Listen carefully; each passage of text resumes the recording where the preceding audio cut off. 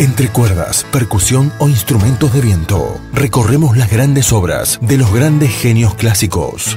Ahora podés escucharlos y conocer su legado. Acá, en Citas de Radio.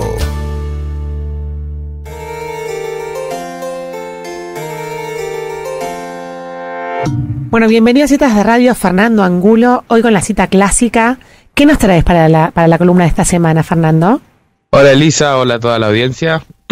Hoy creo que no cumplen los 500 programas, ¿no? ¿Puede ser? Ah, bueno, felicitaciones. También lo vi en Facebook hace un rato y no lo iba a dejar pasar tan rápido. Y un agradecimiento personal mío por dejarme formar parte de Citas de Radio ahora en este último tiempo. Por favor, es un orgullo para nosotras tenerte, Fer, sobre todo porque preparas tus columnas. Muchas gracias. Me avergüenzan un poco que me... Bueno, en el día de hoy vamos a escuchar el primer movimiento de una sinfonía de Joseph Haydn, un compositor austríaco, nacido en el año 1732, el 31 de marzo más específicamente, que es considerado el padre de la sinfonía y el padre del cuarteto de cuerdas. Esto se debe a que fue muy influyente y contribuyó mucho al desarrollo de estas dos formas musicales a lo largo de su vida, ¿no? Vivió 77 años, que para esa época vivir 77 años era como ahora vivir 115 más o menos. Claro, era longevo. Claro, por la gran cantidad de enfermedades y el poco conocimiento para lo que nos parece ahora de la época, en esa época de la medicina, que para ellos era mucho, para nosotros ahora es nada, vivió muchísimos años. Y en épocas donde la historia europea y todo esto hizo más complejo algunas cuestiones, ¿no? Vivió durante la época de la Revolución Francesa, de todos estos movimientos revolucionarios que causó, que se dieron en Europa y también en otros países.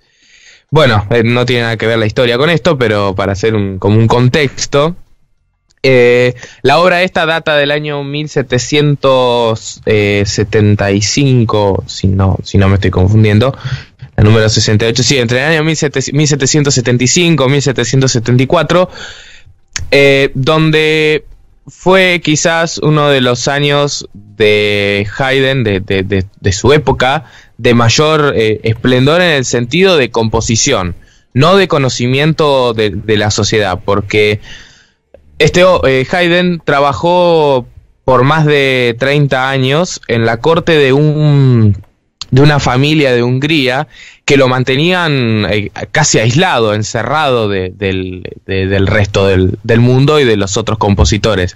Lo que él mismo llegaba a decir que había sido como forzado a ser original, ¿no? Le salía muy bien realmente, si estaba forzado en ser original para las composiciones de Haydn, le salía demasiado bien. Uh-huh. Le costó en ese sentido de que un compositor en esa época, con el poco acceso que quizás hay hoy de las obras, como en internet y eso, tenía que escuchar a otros compositores y ir a otros conciertos y esas cosas, y lo mantenían encerrado en el lugar de su trabajo y lo hacían componer pero de muchas maneras. Acá decía que por semana más o menos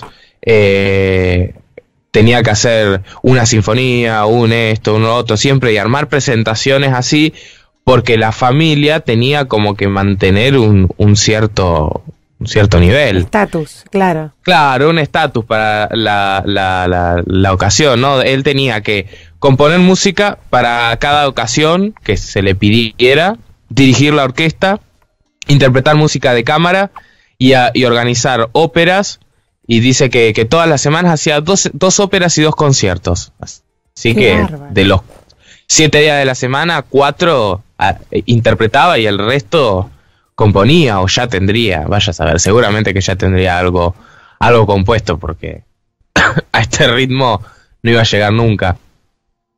Pero después de varios años, en 1790 más o menos, se liberó de esto. de esta familia. Era, no, en cierto modo, se liberó, pero no, porque eran los que lo protegían y los que lo cuidaban, le pagaban, eran sus patrones. Y en 1790 hace un viaje a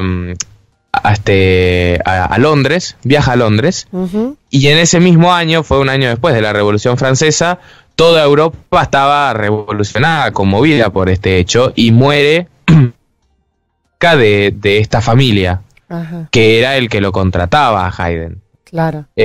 Y como vino el otro, no le interesaba mucho la música, así que echó a toda la orquesta y lo jubiló a Haydn. Así que para él fue una liberación esto. Y ahí lo contrata, lo llama un empresario alemán para hacer un viaje a Inglaterra, donde fue famosísimo. En ese momento fue donde compuso, como les comentaba, las sinfonías más destacadas, que son las sinfonías de Londres, ¿no? Que son desde el número 93 hasta la número 99 de todas esas sinfonías, que fue en la época donde él viajó. Y en este momento también, para hacer citarnos históricamente, muere Mozart. Mozart era muy amigo de Haydn. Ah, mira. Lo que a él lo conmovió en completo que su amigo muera y él no había podido estar.